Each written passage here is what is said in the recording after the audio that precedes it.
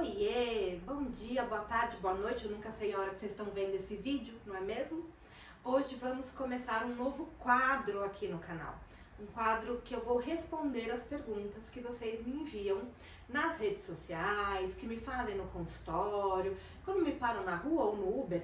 É assim, é só falar que a gente é psicóloga, que chove perguntas para tirar dúvidas o tempo inteiro. Então a ideia é trazer vocês para mais perto aqui no canal. Hoje a gente conta com uma participação especial da equipe de marketing que está aqui comigo, da Greta, que vai estar fazendo as perguntas que eles selecionaram para eu poder responder aqui para vocês. Vamos lá? Ah, mas você já sabe, né? Antes da gente começar, curte o vídeo, segue a gente no canal, ativa o sininho, porque assim você não perde nenhum conteúdo e ajuda a gente a levar os nossos conteúdos para mais pessoas. Vamos às perguntas que vocês mandaram pra gente lá no Instagram. Bom, vamos lá. Acho que as mais polêmicas a gente deixa pro final, né? Olha, já estão começando a me trollar desde agora, gente. Ai, bora, tô suando frio já. Vamos lá. Vamos lá, ó. Essa aqui acho que vai ser tranquila pra você. Qual a diferença entre psicologia e psicanálise? Nossa, já me fizeram muitas vezes essa pergunta. Incrível, né? Que as pessoas acham que é a mesma coisa ou confundem, enfim. Vamos lá. Primeiro a gente precisa explicar que psicologia é uma ciência que requer uma formação e é regulamentada pelo MEC.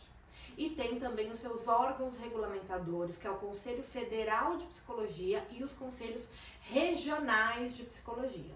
Então ela é uma profissão regulamentada e que segue ali alguns critérios muito específicos. A psicanálise, ela começou com Freud como uma abordagem, é uma forma como se trabalha o inconsciente. O que aconteceu com o desenvolvimento dos tempos é que a psicanálise teve um boom muito grande de entender que poderia atuar sem ser psicólogo. E aí a gente entra numa questão mais polêmica, mas que eu vou deixar isso para um outro vídeo. Então, para responder essa pergunta, entender que psicologia é a profissão, a psicanálise é uma abordagem como o psicólogo vai entender o ser humano. Do mesmo jeito que temos a linha comportamental, humanista, gestalt, temos a psicanálise. Existem pessoas que se formam como psicanalistas sem ser psicólogos. É possível. Porém, a psicanálise não é regulamentada como profissão pelo MEC e não tem um órgão regulamentador para controlar essa aplicabilidade na vida das pessoas. Então, o melhor dos mundos é que você procure um psicanalista que tenha a formação em psicologia. Acho que eu respondi. Respondeu. Respondeu, inclusive, porque era uma dúvida minha também. Que eu achava uma coisa totalmente diferente. E aproveitando que você falou também, né, sobre essa... Você citou aí algumas abordagens, tem uma pergunta aqui que fala sobre isso. Que abordagem escolher para começar a fazer terapia? Então, eu acredito que a pessoa que perguntou aqui, ela está procurando, né, deve estar procurando um psicólogo, um profissional, e dentro aí dessas várias abordagens diferentes que tem, ela quer saber como que ela faz para escolher. Eu começaria perguntando o porquê que você tem que escolher a abordagem. Né? Salvo a exceção de que você já tenha feito terapia em momentos da sua vida e tenha gostado e se identificado com a abordagem X, Y ou Z. Ou ao contrário, você procurou um profissional com a abordagem X e você não gostou, você pode procurar um outro. Mas, partindo do princípio que você está começando pela primeira vez, eu te digo que tanto faz a abordagem que o profissional vai usar com você. A gente precisa, em primeiro lugar, parar com essa guerra de abordagens, de achar que uma é melhor que a outra. Eu posso defender a minha, a Mariazinha vai defender a dela, o Joãozinho vai defender o dele. Porque é a forma como a gente consegue entender o ser humano, da forma como a gente trabalha. Mas isso não significa que uma abordagem é melhor que a outra. Significa muito mais como o profissional vai te ver e entender as suas questões e trilhar o trabalho dele. Para o paciente, isso não tem uma grande diferença no dia a dia. Claro que você tem que se identificar com o profissional que está te atendendo, isso é fundamental. Mas normalmente a abordagem que ele vai utilizar para o atendimento não é algo que para o paciente vai ter uma influência tão grande. Agora, se você já fez terapia em algum momento e não se identificou com a abordagem, procure um profissional com outra abordagem e vá testar isso. Por quê? Se a gente for falar dentro das grandes diferenças de abordagem, a gente vai para a linha psicanalítica e para a linha comportamental. São as grandes linhas dentro da psicologia que elas têm umas diferenças importantes dentro da atuação. Dentro da linha psicanalítica, temos sim a questão da psicanálise, temos a Gestalt, temos Winnicottiana, enfim, vários autores e outras abordagens. Na comportamental, tanto a análise do comportamento, elas são mais focadas no aqui e agora, no hoje. Então pode ser que você como paciente não se sinta à vontade em alguma dessas. Mas de fato, para você começar a terapia, eu te digo que isso não importa. O mais importante é que você esteja com um profissional apto a te ouvir, te acolher, que você se sinta à vontade com esse profissional e que confie no trabalho dele. Então, ao invés de pesquisar a abordagem, pesquise o profissional, a formação dele, se ele está regulamentado dentro do Conselho Federal e Regional de Psicologia, né, se ele está apto para exercer a função. Você pode procurar outras coisas ali do profissional, mas não necessariamente da abordagem. Perfeito. Vamos para a próxima agora. A gente começa aqui a entrar numa questão que talvez seja um pouquinho polêmica. Lá vai, hein? Tô me colocando no meio do fogo, vamos ver. Vamos lá. O povo quer ouvir, a gente tem que perguntar. Um psicólogo pode falar publicamente sobre sua crença religiosa? Tabus. Nossa senhora, né? Eu falo que dentro da psicologia tem grandes áreas ali de muito tabus para falar, né? Religião, política, sexualidade. São os 3 temas ali que bombam de perguntas e que é delicado a gente dizer ou responder. Mas vamos lá. E na vida como um todo, né? Na vida como um todo, exatamente. Como psicólogo, não. Um psicólogo, na sua atuação, ele não pode falar sobre as suas crenças, seja do que for. Por quê? Como psicólogo, eu sou neutro, eu estou ali pelo meu paciente, para ouvir o meu paciente, validar o que é dele, não o que é meu. Vamos falar de um outro assunto polêmico, só para desenhar melhor para vocês? Futebol. E daí, se eu estou atendendo um paciente que é palmeirense e eu sou corintiana, que diferença isso faz? Se ele é super fanático e ele tá falando do time dele, eu vou ouvir aquilo que é importante para ele. Eu não vou entrar num debate de dizer o Corinthians é melhor que o Palmeiras, ou vice-versa. Então, com religião ou com qualquer outra, é a mesma coisa.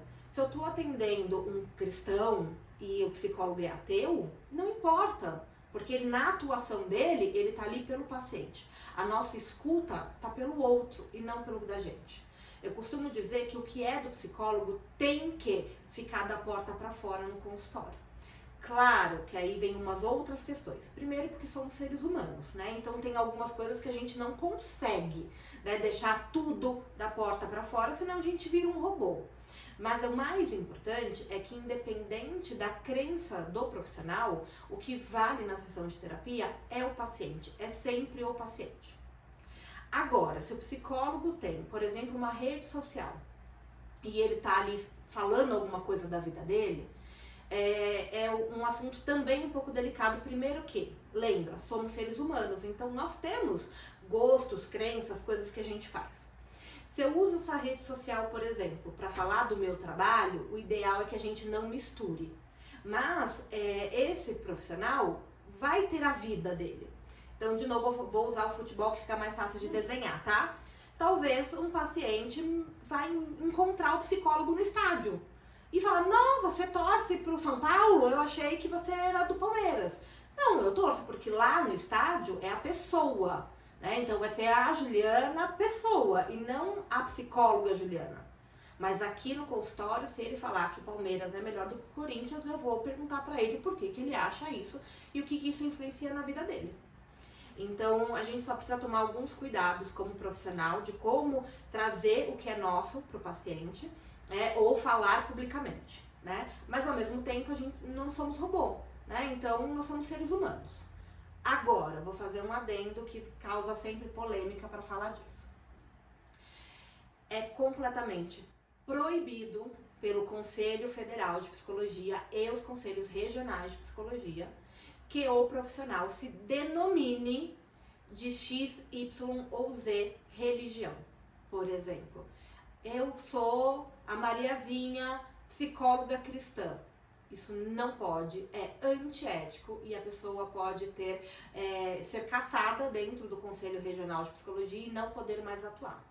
Então você, como paciente, pode procurar o psicólogo que você quiser, que você se identifique melhor. E pode ser que você encontre ele no estádio de futebol, torcendo para o mesmo time que o seu, ou dentro da igreja que você frequenta. Mas o profissional não pode dizer, olha, eu sou Juliana e eu sou palmeirense, corintiana, santista. Ou eu sou da religião XYZ. Isso não pode, fere o nosso código de ética. Então, se você está vendo psicólogos se denominarem isso ou aquilo, fique esperto e tome um pouquinho mais de cuidado. Acho que foi. Ótimo. Ó, passamos ileso por essa, hein? Ai, vamos lá. Agora, tem uma pergunta aqui que é meio que de uma série. O que são, onde habitam, o que comem os psicólogos? Psicólogo também tem ansiedade? Oh, meu Deus. Acho que todo mundo que faz essa pergunta, e já me fizeram muitas vezes, normalmente tem de um lugar de achar que somos seres sublimes. Por algum motivo, você se forma em psicologia e para de ter problema na vida. Cara, eu acho que eu fiz a faculdade errada, então. Eu acho que eu não terminei ela, não é possível. Se fosse assim, então todo mundo bora se inscrever na faculdade de psicologia. Não, gente. O psicólogo tem uma vida, né? Que eu falei agora há pouco, somos pessoas. Temos problemas como todo mundo. Pagamos contas e boletos, né? Ficamos ali nos perrengues. Então, sim, o psicólogo pode ter problemas com ansiedade, problemas emocionais. O psicólogo faz terapia. O psicólogo pode necessitar ir ao psiquiatra, tomar medicação. E isso não invalida ele como profissional, principalmente se ele está cuidando, né? É a mesma coisa de que achar que um dentista nunca vai ter uma cárie. E de que o dentista vai sempre escovar os dentes 259 vezes por dia. E nada contra os dentistas, não é isso. Ou que achar que um cardiologista não vai ter um problema de coração, né? Então, a gente não faz esse pré-julgamento com outros profissionais, né? Ninguém chega num clínico geral e pergunta assim, mas você é fumante? Porque eu não quero passar com você se você fumar. Se você vai dizer que você não fuma. Eu duvido que não tenha um cardiologista, por exemplo, que não é fumante. Ou você vai numa nutricionista que adora o chocolate. E você fala, como assim? Mas nutricionista tem que ter 100%. Isso não existe. Ninguém é 100%. O que difere, né, é o que você faz com isso. Então, normalmente, o que a gente espera de um profissional de saúde mental é que ele cuide da sua saúde mental o quanto ele precisar. Então, ele faz terapia, vai buscar recursos, vai cuidar da saúde física e mental, com outras questões. E, se for necessário, se tiver crise de ansiedade ou o que for, que vá procurar um médico e se tratar. Eu acho que essa faz a grande diferença para todo mundo, mas principalmente quando a gente fala de um profissional que está cuidando de uma outra pessoa. Vou fazer até um adendo nessa pergunta, né? Que falam muito assim, mas e se você não estiver bem para atender o outro? Aí a gente não atende, né? Psicólogo também não são seres sublimes, como disse, né? Anjos que não possam recusar ninguém. Então, se vem um paciente para você com uma demanda específica que te pega em algum lugar do seu pessoal, que mesmo com a sua terapia, mesmo com a sua supervisão, você sabe que você não vai dar conta porque você está passando pelo aquele mesmo problema, a gente encaminha o paciente. É o melhor que a gente pode fazer. Então, se eu não tenho condições, pelo que for, de atender bem aquele paciente, a gente encaminha. Então, se você está procurando um profissional que... sei lá, você está num processo de luto e o profissional está passando por aquilo e ele acha que ele não vai dar conta naquele momento, ele vai te encaminhar para um colega e tá tudo bem, né? Isso mostra responsabilidade no atendimento. Isso não invalida o profissional de atender qualquer outra questão ou, assim que ele passar por ansiedade, por um processo de luto, enfim, voltar aos atendimentos dele normalmente.